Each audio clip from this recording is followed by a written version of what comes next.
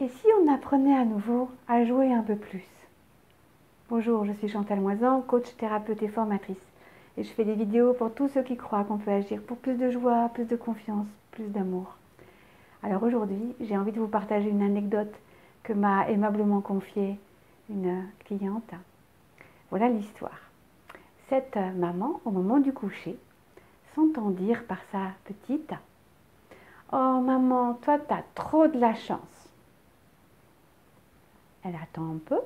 « Bah oui, parce que toi t'es tout le temps à la maison. » C'est vrai, cette maman, elle est assistante maternelle.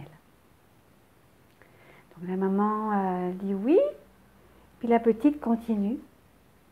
Et elle lui dit « Ben oui, comme ça tu peux jouer quand tu veux. » La maman, un peu perplexe, continue à attendre la suite. Et sa fille lui dit « Ben oui, toi, tu peux jouer quand tu veux.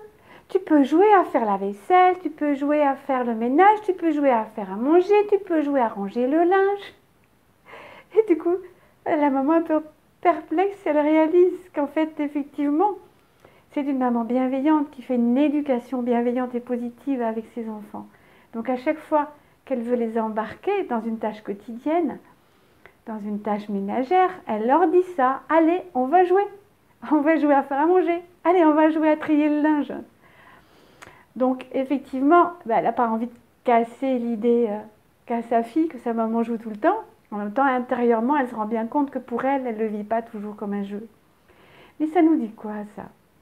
Cette petite, elle est merveilleuse. Bon, ça nous dit que dans son école, probablement qu'on ne met pas encore assez l'accent sur le fait que l'apprentissage, c'est un jeu et qu'on doit vraiment prendre plaisir à tout ça. Fondamentalement, c'est en jouant qu'on apprend, on a tous fait ça, quoi. Mais ça nous dit aussi qu'elle est consciente, cet enfant, de tout ce que sa maman fait pour la maisonnée dans la journée. Et puis surtout, ça nous invite, peut-être, à ramener du jeu dans nos vies. À ramener plus de plaisir, se dire, ben oui, je joue. Ben oui, d'accord, je joue à faire la vaisselle. Je joue à préparer à manger. Alors c'est plus facile, effectivement, pour les repas, pour beaucoup de gens, ce plaisir de la cuisine. Mais ça peut l'être aussi pour le reste, quoi. Jouons. Arrêtons d'être dans nos tâches quotidiennes comme si c'était des corvées. D'ailleurs, on les appelait comme ça, hein, des corvées domestiques. Oh, j'aime pas ce mot-là.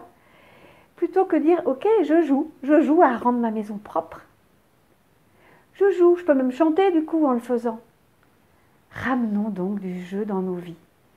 Ça, je crois que ça peut être un très bon moyen de faire augmenter la simple joie d'être. Dès qu'on a contacté l'évidence que, ben oui, notre vie peut être un grand terrain de jeu, un grand terrain d'exploration, dès qu'on s'aperçoit qu'on pratique le fait de poser notre attention pour sentir, tiens, qu'est-ce que ça me fait aujourd'hui quand je fais ça? Je suis en train de préparer une soupe. Je peux jouer avec les textures des légumes que je vais utiliser, à observer leurs différences. Et quand je suis en mouvement pour faire quelque chose, ben oui, je peux poser mon attention aussi sur la gestuelle que j'utilise pour nettoyer mes carreaux, être présent à la sensation de ce que ça me fait dans mon corps. Et là, je recommence à jouer. Et chaque instant est goûté au lieu d'être vécu comme une corvée, une contrainte de quelque chose dont je ne peux pas faire l'impasse. Alors, tant qu'à faire, jouons. Donc, je remercie vraiment cette maman de m'avoir raconté cette anecdote. Je la trouve délicieuse. Si ça vous a plu, à vous aussi, aimez, partagez, faites circuler.